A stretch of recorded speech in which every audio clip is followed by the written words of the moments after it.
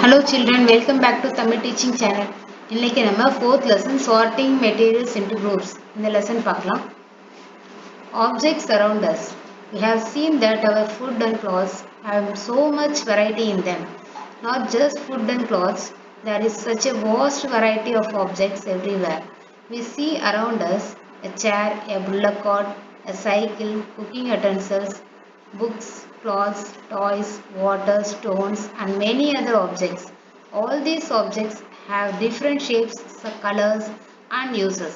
நம்மளை சுற்றி நிறைய ஆப்ஜெக்ட்ஸ் இருக்குது. சேர், புல்லக் கார்ட், இது மாதிரி நிறைய ஆப்ஜெக்ட்ஸ் இருக்குது. அது டிஃப்ரெண்ட்டான கலர்ஸ் இருக்குது, அதில் ஷேப்ஸ் இருக்குது, அதோட யூஸ் வந்து நமக்கு டிஃப்ரெண்ட் ஆகுது.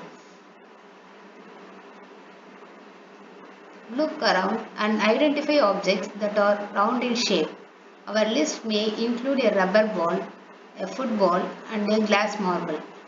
If we include objects that are nearly round, our list could also include objects like apples, oranges, and an earthen pitcher, gara. இது பாருங்க, இதில் என்னென்னா நம்ம நிறைய ஆப்ஜெக்ட்ஸ் மட்டும் இல்லாமல் ஆப்ஜெக்ட்ஸில் ரவுண்ட் ஷேப்லேயும் இருக்குது. ரவுண்ட் ஷேப்பில் என்னென்னு பார்த்தீங்கன்னா, நம்ம விளையாடுற ரப்பர் பால், ஃபுட்பால், கிளாஸ் மார்பிள்னா கூழாங்கல் சொல்கிறோம் இல்லையா, அதெல்லாம் கூட நம்ம ரவுண்ட் ஷேப்பில் பார்க்கலாம். அப்புறம் வந்து நம்ம சாப்பிட்ற ஐட்டம் எடுத்திங்கன்னா ஆப்பிள் இருக்குது, ஆரஞ்சு இருக்குது.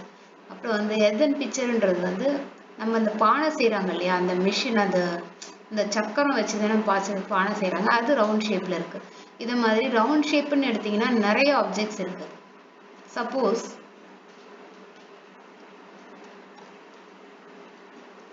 we were looking for objects that are edible, we might include all the items that we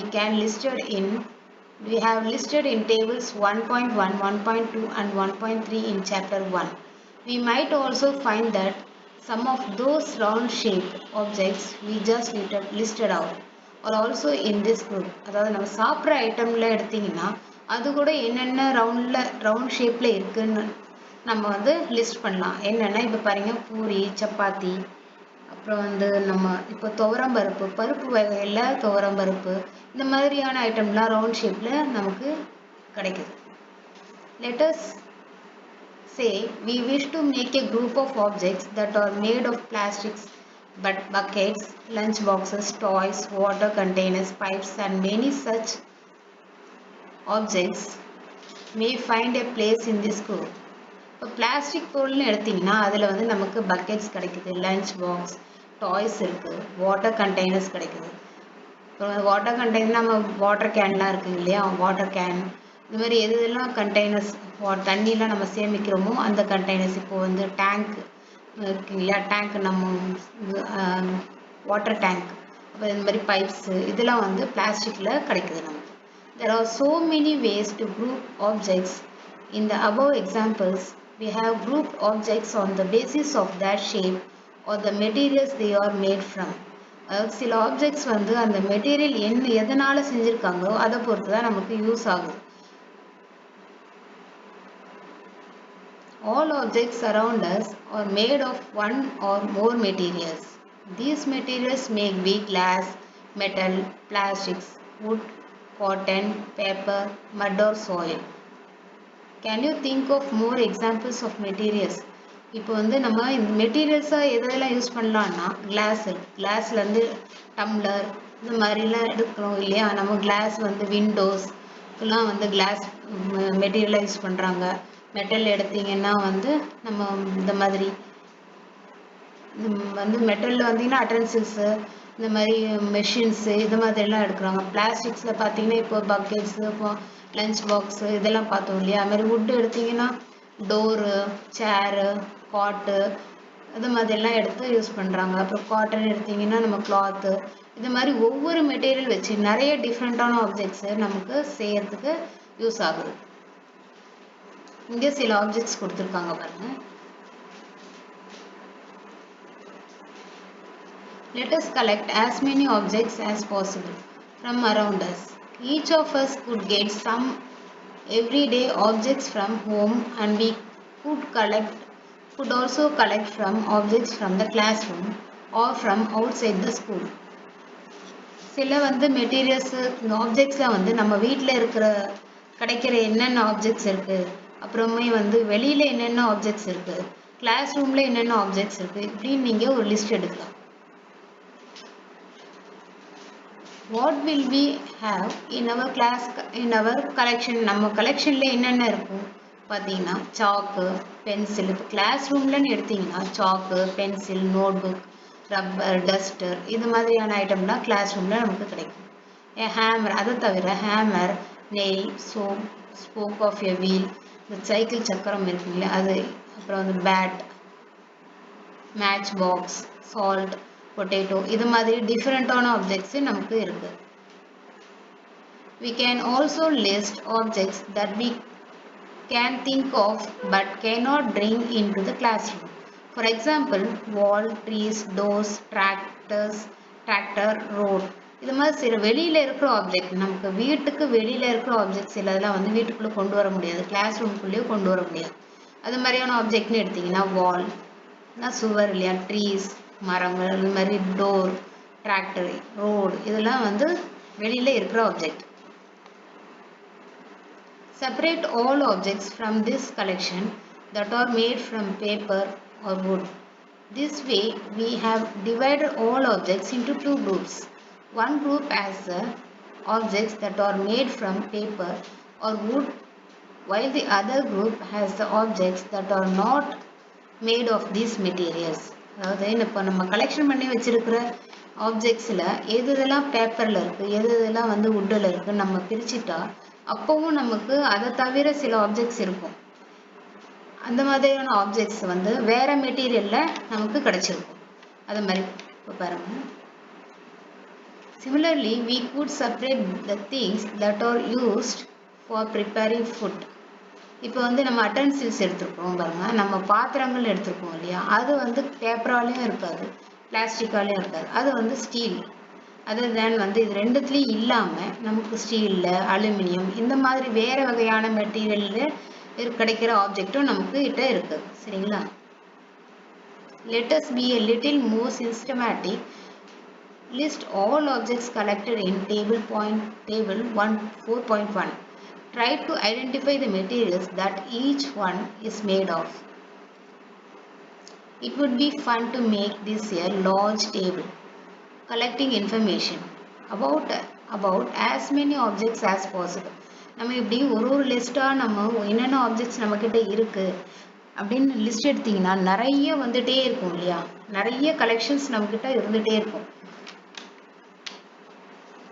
It may seem difficult to find out the materials out of which some of these objects are made. In such cases, discuss with your friends, teachers and parents to identify the materials. இப்போ வந்து நம்மக்கிட்ட இருக்க கலெக்ஷனில் எந்தெந்த ஆப்ஜெக்ட்லாம் வந்து எந்த மெட்டீரியலில் செஞ்சுருக்காங்கன்னு சிலது தெரிஞ்சிருக்கும், சிலது எந்த மெட்டீரியலில் செஞ்சுருக்காங்கன்னு தெரியாது. அந்த மாதிரியான நேரத்தில் நம்ம என்ன பண்ணலாம்னா ஃப்ரெண்ட்ஸ் கிட்டேயோ, டீச்சர்ஸ் கிட்டேயோ, பேரண்ட்ஸ் கிட்டேயோ கேட்டு தெரிஞ்சுக்கலாம். இங்கே பாருங்கள், 4.1ல் ஒரு ஆப்ஜெக்ட்ஸ் கொடுத்துருக்காங்க, என்னென்ன பொருட்கள் இருக்குது, அதுக்கு தேவையான மெட்டீரியல் என்னென்னு கொடுத்துருக்காங்க. Objects and materials they are made of. Objects பிளேட்டை நம்ம தாலின்னு சொல்லலாம். Materials they are made of, அதுக்கு என்னென்ன மெட்டீரியல் தேவைப்படுது, ஸ்டீல், கிளாஸ், பிளாஸ்டிக்ஸ், வேறு ஏதாவது நமக்கு அது இதை தவிர என்னென்ன கிடைக்குன்னா அலுமினியம், அப்புறம் காப்பர், இந்த மாதிரியானதெல்லாம் கூட நமக்கு மெட்டீரியலில் பிளேட் கிடைக்கும். பென் எடுத்திங்கன்னா பிளாஸ்டிக், மெட்டல், இது மாதிரியான மெட்டீரியல் வச்சு பென் தயாரிக்கலாம். நெக்ஸ்ட்டு வேறு நம்ம என்ன சொல்லலாம்னா நமக்கு வேறு என்னென்ன பொருட்கள் நம்மக்கிட்ட இருக்கோ அதில் எந்தெந்த மெட்டீரியலில் செஞ்சுருக்காங்கன்னு நம்ம பார்க்கலாம். இப்போ வந்து ஒரு எக்ஸாம்பிளாக வந்து சொல்லலாம்னா ஷூஸ் எடுத்திங்கன்னா லெதர், ரப்பர், பிளாஸ்டிக், கேன்வாஸ், இந்த மாதிரியான மெட்டீரியல் வச்சு ஷூஸ் செய்யலாம். சேர் எடுத்திங்கன்னா வுட்டு, மெட்டல், பிளாஸ்டிக், இந்த மாதிரியான மெட்டீரியல் வச்சு சேர் செய்கிறாங்க. அட்டன்சில்ஸ் எடுத்திங்கன்னா காப்பர், அலுமினியம், ஸ்டீல், இந்த மாதிரியான பொருட்கள் மெட்டீரியல் வச்சு நமக்கு பாத்திரங்கள் செய்யலாம். இதையும் தவிர உங்களுக்கு என்னென்ன ஆப்ஜெக்ட்ஸ் இருக்கோ நீங்கள் அதெல்லாம் வந்து எந்த மாதிரியான மெட்டீரியல்ஸ் வச்சு செஞ்சுருக்காங்க, அதை வச்சு எது எப்படி செஞ்சுருக்காங்கன்னு நீங்கள் நோட் பண்ணலாம். சரிங்களா?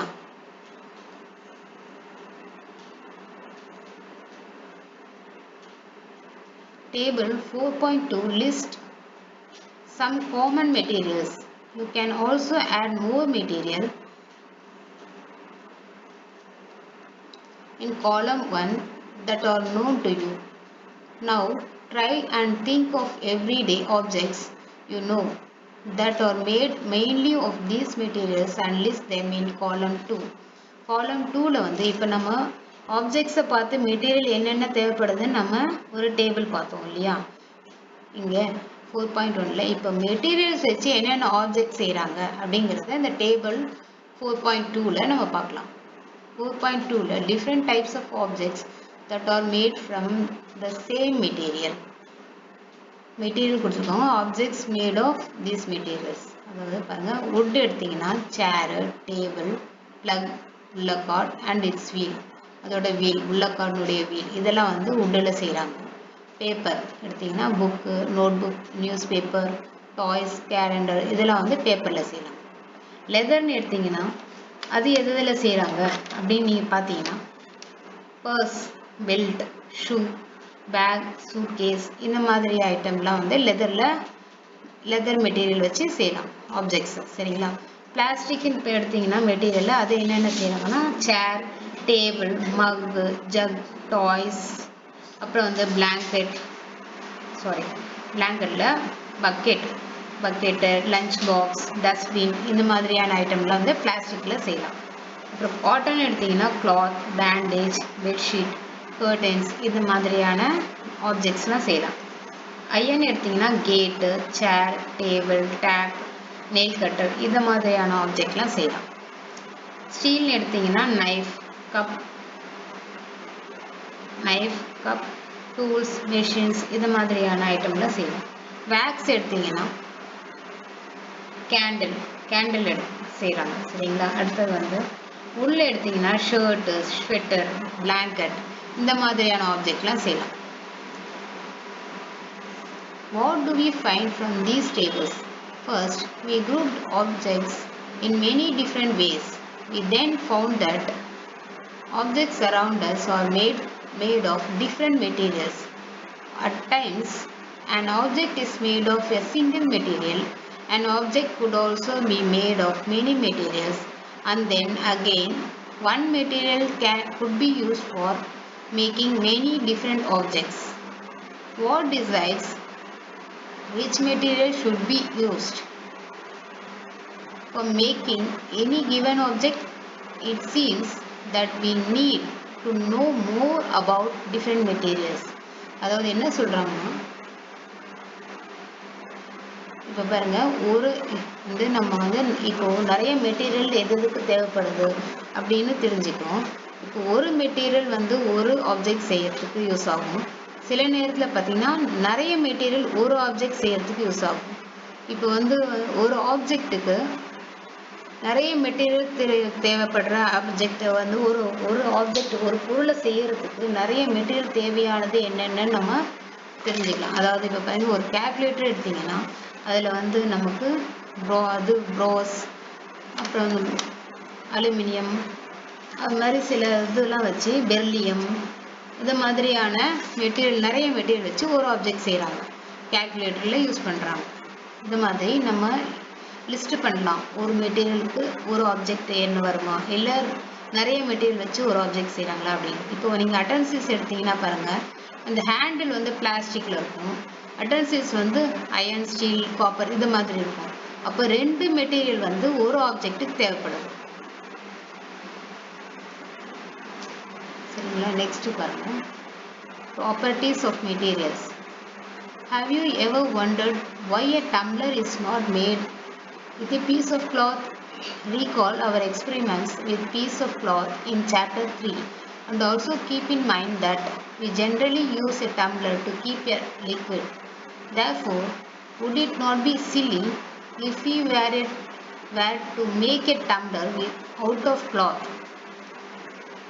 What we need for a tumbler is glass, plastic, metal, or other such material that will hold water. Similarly, it would not be wise to use paper-like materials for cooking vessels. இப்போ பாருங்கள், ஒரு tumbler வந்து ஒரு piece of cloth எடுத்து tumbler மாதிரி நம்ம செஞ்சுட்டு தண்ணி அதில் ஊற்றும் பொழுது என்ன ஆகும்னா தண்ணி கீழே தான் விழும். தண்ணி வந்து அதுலேயே நிற்காது.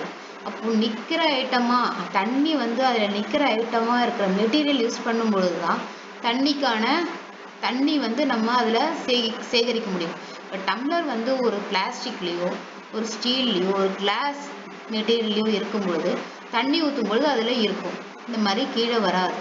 அது மாதிரி தண்ணி எந்த மெட்டீரியல் யூஸ் பண்ணால் நம்ம எந்த யூஸுக்கு எந்த மெட்டீரியல் யூஸ் பண்ணணும். ஒரு டம்ளர்னால் நம்ம தண்ணி குடிக்க தண்ணிக்காக தான் நம்ம டம்ளர் யூஸ் பண்ணுறோம். அப்போ அந்த தண்ணி அதில் இருக்கணும் இல்லையா? அப்போ வந்து துணியாக அதை நம்ம வச்சுருக்க முடியாது. ஒரு பேப்பராலேயோ ஒரு கிளாஸ் மாதிரி செஞ்சாலும் அது தண்ணி ரொம்ப நேரம் இருக்காது.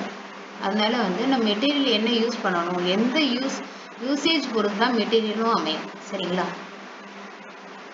இப்போ பாருங்க,